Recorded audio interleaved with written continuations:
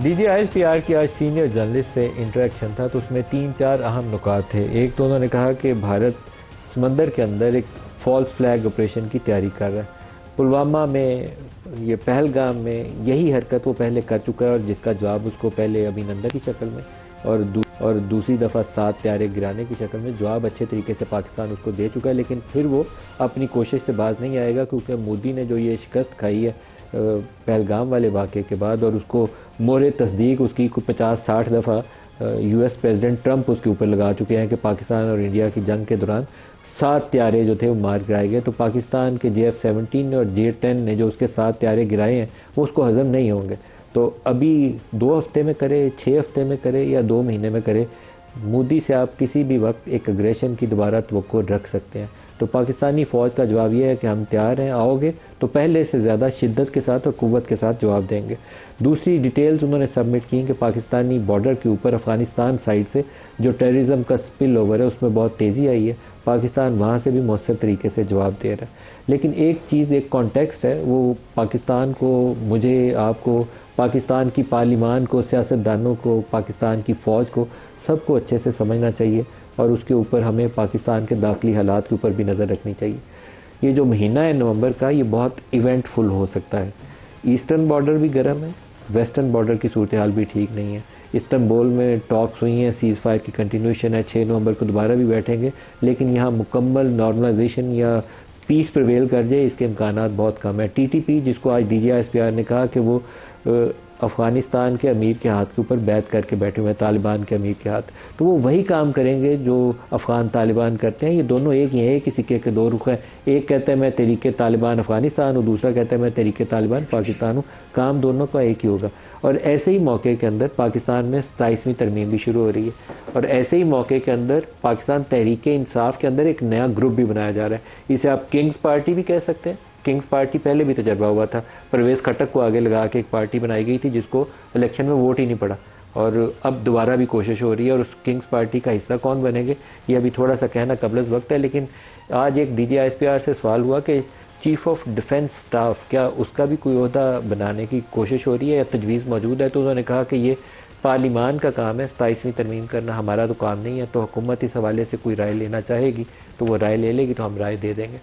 27वीं तरमीम के ऊपर क्या हो रहा है, इसके ऊपर बिलावल भुट्टो ने एक ट्वीट करके, वो जो लास्ट वीकेंड पे एक मीटिंग थी प्रेसिडेंट हाउस के अंदर, आसिफ जरदारी साहब भी थे, बिलावल थे, पीपल्स पार्टी की सीनियर लीडरशिप थी, प्राइम मिनिस्टर गए, सीनियर लीडरशिप PMLN की गई, और मुमकिन तौर पर हमारे जो बाद साथियों की इतला ये थी कि वहाँ इस्टेब्लिशमेंट की भी 1 और 2 हम शख्सियात जो थी प्रेसिडेंट हाउस से होकर गई।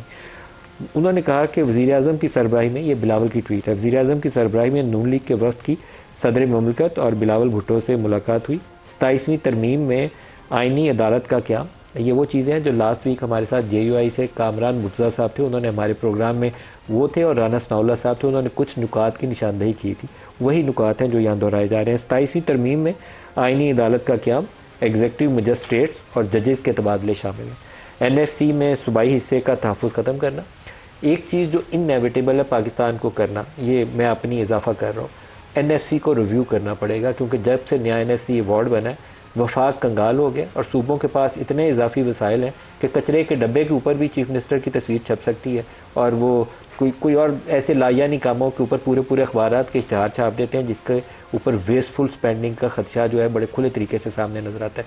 क्वालिटी ऑफ स्पेंडिंग, जो इकोनॉमिक रेट ऑफ रिटर्न होता है ना, आप 100 रुपया लगाएं तो क्या पाकिस्तान को फ़ायदा है, वो वाला असूल अब कार फरमान नहीं है। तो आपको NFC रिव्यू करना पड़ेगा, क्योंकि वफाक जो है वो कंगाल है इस वक्त, वो डेट सर्विसिंग करता है, डिफेंस पूरी करता है, सूबों के पास ये जिम्मेदारी नहीं है। तो आपको एक बैलेंस स्ट्राइक यहाँ करना है।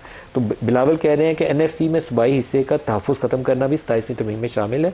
आर्टिकल 243 में तरमीम भी शामिल है।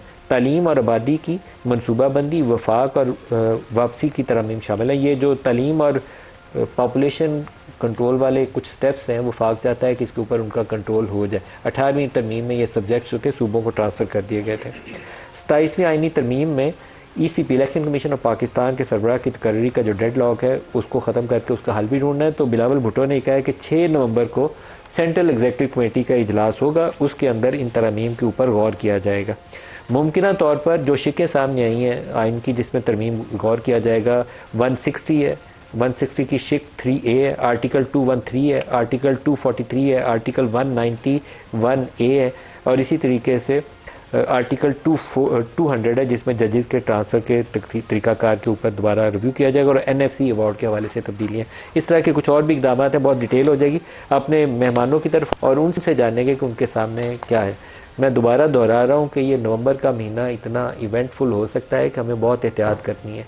ईस्टर्न बॉर्डर, वेस्टर्न बॉर्डर की सूरत हाल, 27वीं आनी तरमीम, PTI के अंदर कोई नई PTI क्रिएट करनी है, गज़ा के अंदर पाकिस्तान ने अगर फ़ौज भेजनी है, सारों के फैसले इसी महीने लेने हैं। तो बहुत चैलेंजिंग डिसीजंस है, तो सबको मिलकर चलेंगे तो पाकिस्तान का उसमें भला है, पाकिस्तान का उसमें फ़ायदा है।